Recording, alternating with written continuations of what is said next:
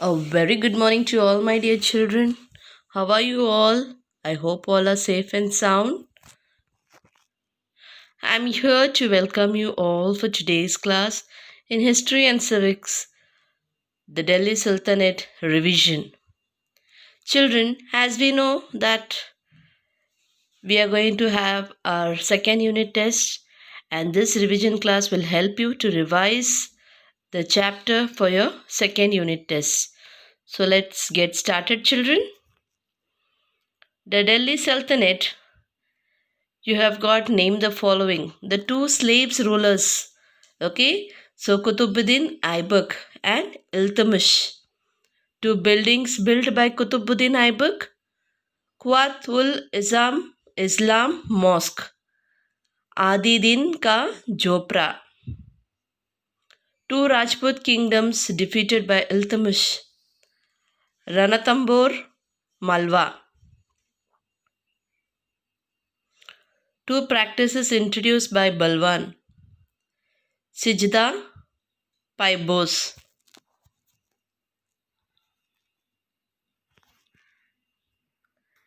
Next we have match the following: Chalisa, group of 40 nobles. Okay, so group of 40 nobles are called as Chalisa. Yakut, Abyssinian slave. They are called as Abyssinian slave. Then Changjesh Khan, he is a Mongol. Alright, Mongol. Divine theory of kingship, Balwan. Tanka, silver coin.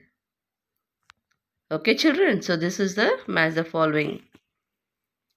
Then the earliest ruler of Delhi were called, what they were called as? Mamluk Sultans. Kutubuddin Aibak was also known as, what he was known as, children? He was known as Laksh Baksh.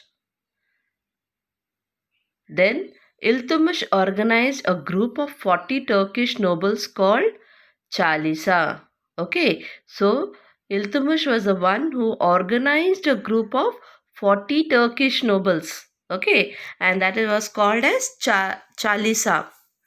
Alright, and Razia Sultana was the first Muslim woman to sit on the throne of Delhi. Okay, children, so she was the first woman, Muslim woman, to sit on the throne of Delhi. That means she became the queen. Alright. Then Balban was a prime minister during the region of Nasruddin Muhammad. All right. So Balban was a prime minister during the region. That means during the ruling of Nasruddin Muhammad. All right, children. Then why is the period between 1206 and 1526 known as the period of Delhi Sultanate? Okay, why it is called as the Delhi Sultanate? So you know it very well. Delhi Sultanate refers to the period between 1206 and 1526 CE, when a number of sultans were kings, okay, ruled from their capital at Delhi. Okay, so when a number of sultans ruled from their capital, which was that capital? Which was at Delhi. All right. Then, who were Mamluk sultans? Now, the earliest dynasty which ruled Delhi from 1206 to 1290 was of Mamluk Sultan, or it is also called as a slave dynasty.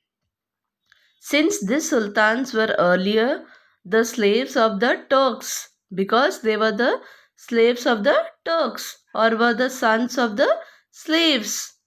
Okay, so these sultans were the sons of the slaves. Slaves means servants, no? They were called Mamluk sultans, slave dynasty. Okay, slave dynasty in your previous class you have learned, right? Now, how did Iltutmish save his kingdom from the Mongol threat? threat. Okay. Iltutmish used diplomacy to save his kingdom from the Mongol threat. All right. What was Chalisa? Who organized it? I told you, no, a group of powerful Turkish nobles was called Chalisa, and Iltutmish organized it. All right. Now, why did Iltutmish nominated his daughter Razia as his successor? Okay, did you understand? Iltutmish did not consider any of his sons worthy of becoming a sultan. So, Iltutmish considered that any of his sons were not worthy of becoming a sultan, were not capable, or they were not worthy of becoming a sultan. He therefore nominated his daughter Razia as his successor. Understood, children? Okay. What measures did Balwan take to combat the Mongol threat? Okay. So, what measures did Balwan take to combat the Mongol threat? Balban took the following measures to combat the Mongol threat. What did he do? So, here he reconstructed the old forts, okay, and constructed new forts along the northwest frontier. All right. So, Balwan, what did he do? He reconstructed all the old forts and constructed new forts along the northwest frontier in order to combat or to fight back the Mongol threat. Okay. He kept a strong standing army. Who kept a Balwan? Okay. He kept a strong standing army and appointed his son as governors of the frontier province. So, he kept a strong standing army and appointed his son as governors of the frontier province. Alright, children. So these were the measures that Balwan took to combat the Mongol threat. Now, what steps were taken by Balwan to enhance the prestige of the king? Okay. So what was the step taken? Let's see. He advocated the divine origin of kingship and called the king as a representative of God on earth. Okay, so he advocated the divine origin of kingship and he called the kings or all the king as the representative of God on earth. He introduced the practice of sijda and paibos in the court. Okay, children. Then, why did the slave dynasty decline? Okay, so what was the reason for the slave dynasty to decline? Balwan's successors were weak and inefficient. Okay, children. So, Balwan's successors, they were weak and they were inefficient. That means they were not able to, what you can say, fight against and get victory. Alright. Therefore, after the 4th year of his death, the slave dynasty came to an end. And that is the reason how the slave dynasty declined. Okay, children.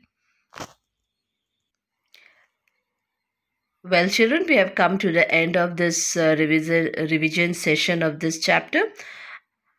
I wish you all the best. Do your test well and read the chapter thoroughly so that the middle questions are also asked.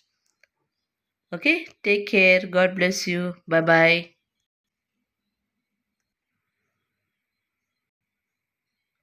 With this, we come to an end of this session, children. I wish you all the best for your second unit test. You have to read the chapter thoroughly so that middle questions are also asked. Prepare well. All the best. Thank you. Bye bye, children.